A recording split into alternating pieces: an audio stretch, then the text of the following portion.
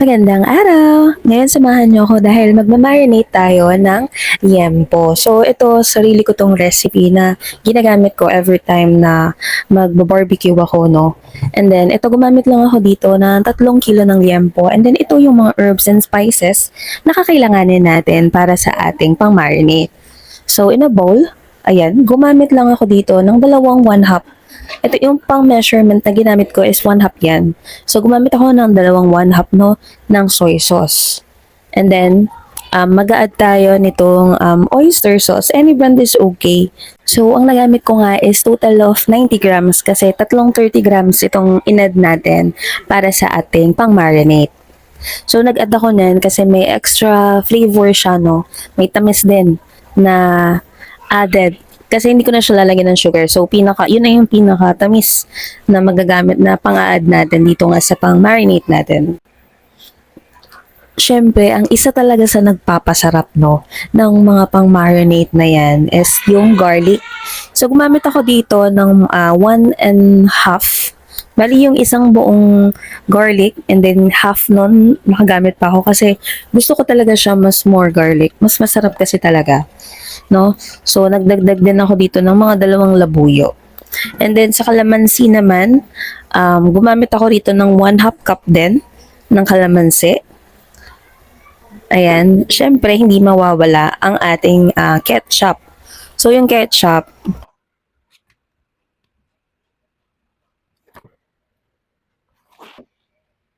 syempre optional naman siya pero masarap kasi na may ketchup talaga siya.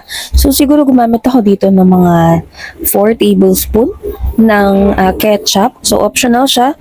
May additional sweetness din and syempre yung color ng pinaka pang marinate natin. Syempre hindi mawawala yung parsley. Laging may parsley tayong kasama and yung oregano. So, additional ano lang din yan, flavor, no, para sa ating pang-marinate. Siyempre, hindi mawawala yung chili powder. So, optional lang yung mga chilies, yung mga spices, no, na inilalagay. Kung hindi ka naman mahilig sa maanghang, syempre, optional pa rin yun, skip mo na lang. So, syempre, dahil mahilig tayo sa garlic, and masarap naman talaga ang garlic, nagdagdag pa tayo ng garlic powder. And then, syempre, hindi mawawala ang turmeric. No, aside sa may additional taste siya, syempre, may health benefits din po na makukuha sa turmeric. So, yan, naglagay din ako ng chili flakes. Sobrang ano na, no? Pero promise, hindi siya sobrang anghang nung naihaw na siya.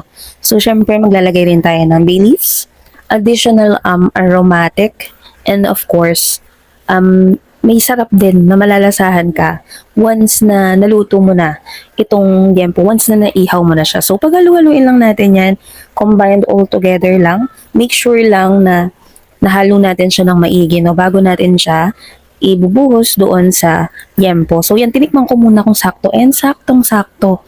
Biruin mo, saktong-sakto lang yung lasa niya. So, ayan. Yan, pwede na natin siyang i-combine kasama ng ating mga liempo. Ayan. So, maganda to kung yung pag-marinate mo is kinaumagahan mo na siya lulutuin, no? 12 hours, 24 hours. Pero kahit 2 hours, okay lang. Pero mas nanunuot yung lasa niya pag mas matagal siyang na-marinate.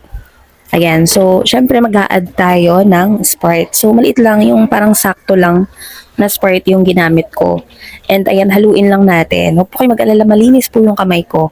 Parang every time na kumikilos nga ako, naghuhugas ako ng kamay. Siguro nakasanayan, no? Hindi rin kasi ako sanay talaga ng mag-gloves. So, instead na yan, panay hugas talaga ako ng kamay. Kaya siguro yung mga ugat-ugat ko dyan sa kamay ko, naglalabasan. No? Kayo din ba ganun?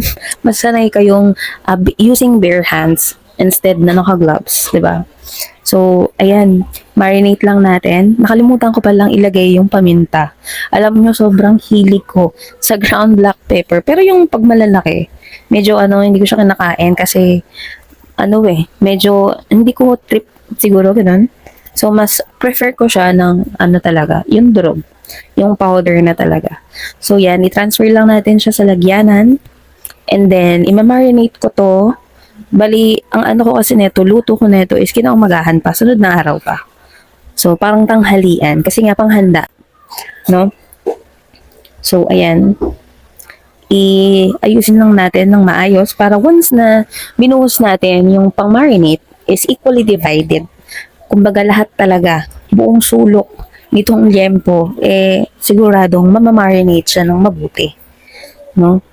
So, ayan. Pwede nyo siyang gamitin sa kahit na, halimbawa, chicken. Actually, halos, ganun pa rin naman yung lasa niya eh. And ang maganda kasi doon, syempre sobrang dami ng herbs. Yung herbs naman optional lang. Nasa sa inyo pa din kung gusto nyo ng maraming herbs or hindi. Pero ako, mas masarap talaga siya. Mas nako-complement yung combination ng mga spices na inad natin. Pero sabi ko nga, if hindi ka naman mahilig sa maanghang, skip mo na yung mga chilies na nilagay. Pwede ka nang stick doon sa mga nilagay kong iba, no, aside doon sa maanghang. So yan, buhos lang natin yung mga natirang mga pang-marinate, and then I'll leave it sa ating freezer ng mga 12 hours, ganyan. Siyempre, prepare naman natin itong bangus na nabili natin. Bali, bumili lang ako ng 3 bangus, tamtamang size, and then boneless ko po yan. So, syempre gumamit tayo dito ng 2 buong medium size na sibuyas. So, white and yung violet yan, no? Yung ginamit natin. And then, isang buong garlic ulit. And of course, nag-add din tayo ng ginger. So, isa yan sa mga nilalagay ko talaga kasi pantanggal lansa aside dun sa sarap na naibibigay niya, yung aromatics na naibibigay niya. Syempre, gumamit din tayo dito ng 3 big sizes, yung malalaking size ng kamatis. And minins lang natin. And then, nag-add ako ulit ng labuyo dahil, yun nga, mahilig ang pamilya namin sa mga spices, sa manghang, lagi talagang kasama ang sili. So, yan, naglagay ako siguro mga teaspoon ng salt and then chili powder. Hindi mawawala yan. Syempre, optional din, naglagay din tayo ng turmeric. Hindi din mawawala yan dahil may lasa talaga akong gustong-gusto kaya ako siya nilalagyan. Syempre, naglagay din tayo ng parsley. Naglalagay tayo ng parsley, ng oregano, no? Dried oregano. And dyan, syempre, naglagay din tayo ng garlic powder. So, tinansya ko lang yan. Depende. Kung ano yung preference mo, kung gusto mo ng mas marami, mas okay, syempre. Syempre, pang-balance, hindi mawawala ang ating kalamansi. So, gumamit lang ako rito ng 3 medyo malalaki na kalamansi, no? Huwag lang natin isama yung pinaka-buto niya, no? So, yan. I-squeeze mo lang dyan. Syempre, wag natin kalimutan itong ating dried parsley and dried oregano. Sobrang sarap niyan pag may nilagay ka. So, ayan, let's combine all together the ingredients na gagamitin nga natin para dito sa ating bangus. No? Masarap to guys, i-try nyo. Promise hindi kayo magsisisi. Sobrang sarap niya. Kahit wala nang sausawan, sobrang lasa and masarap. Ayan, nagdagdag pa ako ng konting asin kasi nakita nyo naman kanina, konti lang yung nilagay natin, no?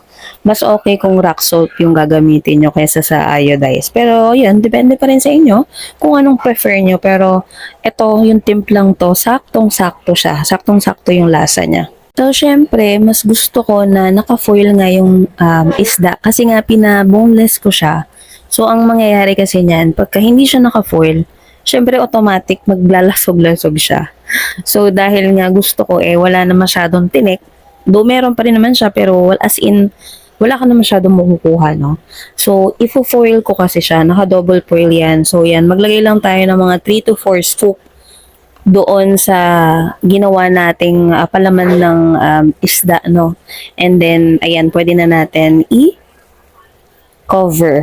Ayan, syempre, same procedure lang siya dun sa mga dun sa 2 pang natirang bangus. So, ganun lang din. Papalamanan mo lang din. Mga 3 to 4 na spoon lang din hanggang sa malagyan mo lang yung pinakaibabaw niya. And then fold, set aside hanggang sa matapos na. And yan, si Mr. na nga ang nag-ihaw nitong liempo natin at ng ating bangus, no? Dahil kasalukuyan na nasa bahay ako, ito sa bahay ito ng parents ko, no? Kasalukuyan kasi that time, nandun ako sa bahay at nagpre-prepare naman ako ng Cajun seafood na request ng aming chikiting. Ayan, so buti nga andyan si Mister para mag-ihaw nga nitong mga prepare natin para sa aking birthday celebration. Para nga naman makagawa pa ako ng ibang gawain. So ayan, inihaw niya lang yan kabilaan side. No, malalaman mo naman pagka kumbaga luto na siya. So may ano pala ako diyan, prepare ako na seasoning, no, na pinapahid habang iniihaw siya. Pero guys, sobrang sarap nung marinate na nagawa ko, no. Hindi sa pagbubuhat ng bangko, pero subukan nyo. Subukan nyo, ilalagay ko yung ingredients dyan. And then, itry nyo po the best.